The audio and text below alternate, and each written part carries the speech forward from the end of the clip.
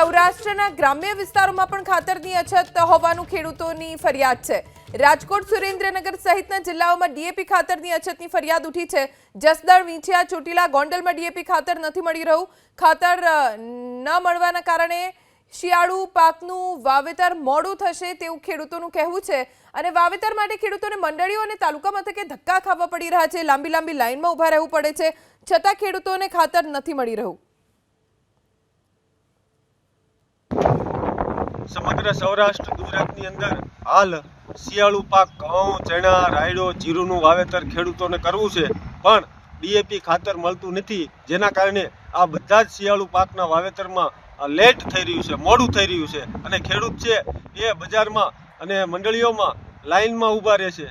તો માટે સરકારશ્રીને વિનંતી છે કે આવતા 2-3 દિવસની અંદર તાત્કાલિક ધોરણે ડીએપીની વ્યવસ્થા કરે અને ખેડૂતો સુધી આ વ્યવસ્થા ડીએપી ખાતર પહોંચાડવાની વ્યવસ્થા કરે। હું 3-4 દિવસ રખડું છું, બરાબર છે। ખાતર ડીએપી કોઈ વસ્તુ મળતી નથી। મારે ઘઉંનું વાવેતર કરવું, સોયાબીન હતા, જમીન 20 દિવસથી તૈયાર થઈ ગઈ, ટ્રેક્ટર હાંકી નાખી, દાંતી હાંકી નાખી છે, બરાબર।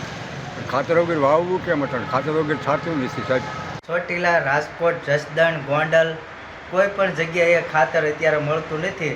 મારે શિયાળુ પાકનું વાવેતર કરવું છે તો ખાતરની વ્યવસ્થા કરી દો।